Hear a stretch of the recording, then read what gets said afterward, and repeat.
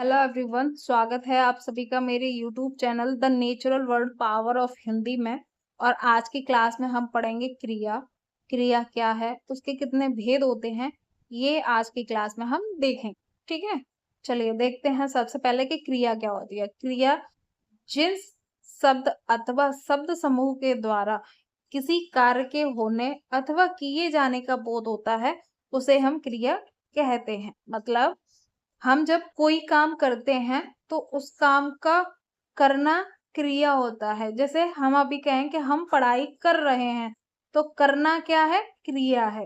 जैसे यहाँ है सीता नाच रही है, तो नाचना क्या है? क्रिया है।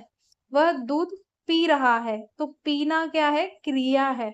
सुरेश कॉलेज जा रहा है, तो जाना क्या है? क्रिया है। ठीक है, उसी तरह से आगे हम देखेंगे क्रिया के भेद।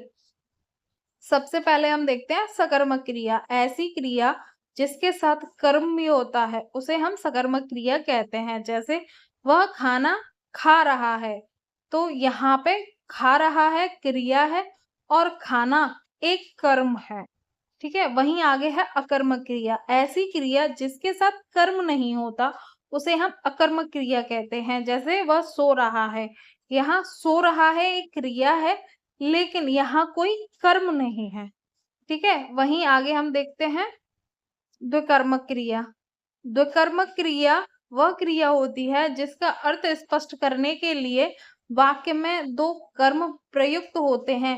इसमें पहला कर्म प्राणीवाचक जीवित होता है और दूसरा कर्म निर्जीव होता है।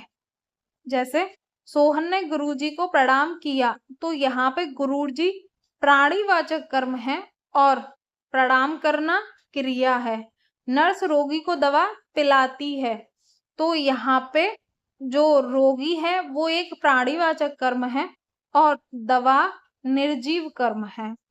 ठीक है, वहीं आगे है अपूर्ण क्रिया।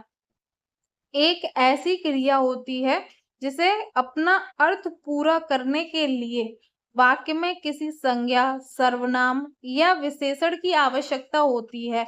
यहाँ क्रिया के अकेले वाक्य में पूर्ण अर्थ नहीं दे पाती, उसे हम अपूर्ण क्रिया कहते हैं। जैसे वह बीमार है, इस वाक्य में है एक अपूर्ण क्रिया है और बीमार इस पूर्ण को अर्थ करता है, इस शब्द को पूरा करता है। ठीक है, वहीं आगे है वह डॉक्टर बना। यहाँ बना भी एक अपूर्ण क्रिया है और डॉक्टर शब्द इसे पूरा अर्थ दे रहा है। वहीं आगे है सहायक क्रिया। सहायक क्रिया वो क्रिया होती है जो क्रिया मुख्य क्रिया के साथ वाक्य के निर्माण में सहायता करती है, उसे सहायक क्रिया कहते हैं। जैसे सहायक क्रिया का उपयोग मुख्य क्रिया के साथ मिलकर काल, भाव या आवाज को व्यक्त करने के लिए किया जाता है। उसके कुछ कीवर्ड्स यहाँ रखे हैं। जब हम किसी वाक्य में है, था, रहे हो, रहे थे, रहा था, होगा, होगी इत्यादि इन शब्दों को जब हम देखते हैं तो वहां हम अनुमान लगाते हैं कि यहाँ पर सहायक क्रिया होगी। जैसे वह जाग रहा होगा, तो यहाँ होगा क्या है? सहायक क्रिया। पीयूष चिल्ला रहा है, तो है क्या है? यहाँ पे सहायक क्रिया है। तुम खेल रहे थे, इसमें थे सहायक क्रिया है। इसी तरह से आगे पूर्णकालिक क्रिया वह क्रिया है जो किसी वाक्य में मुख्य क्रिया से पहले समाप्त हो जाती है। दूसरे शब्दों में जब कर्ता एक काम समाप्त करके तुरंत दूसरे काम में लग जाता है, तो पहले समाप्त होने वाली क्रिया को पूर्वकालिक क्रिया कहते हैं। पूर्वकालिक क्रिया बनाने के लिए सामान्य क्रिया की मूल धातु के साथ कर या के जोड़ दिया जाता है। जैसे खाना प्लस कर खाकर, पढ़ना प्लस कर पढ़कर। ठीक है, चलना प्लस कर चलकर। यही हम वाक्य में देख रहे हैं। राम खाना खाकर सो गया, इस वाक्य में खाकर पूर्वकालिक क्रिया है। पुजारी ने नहाकर पूजा करी, नहाकर पूजा करी, तो नहाकर क्या है? यहाँ पे पूर्वकालिक क्रिया है।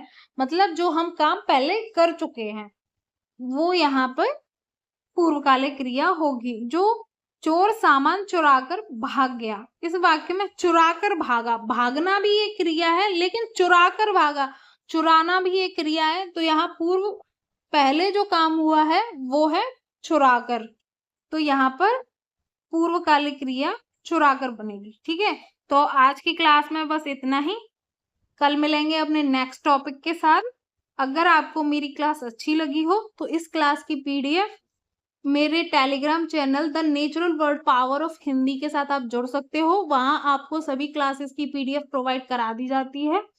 और अगर आपको मेरी क्लास अच्छी लगी हो तो please like, share, comment and subscribe.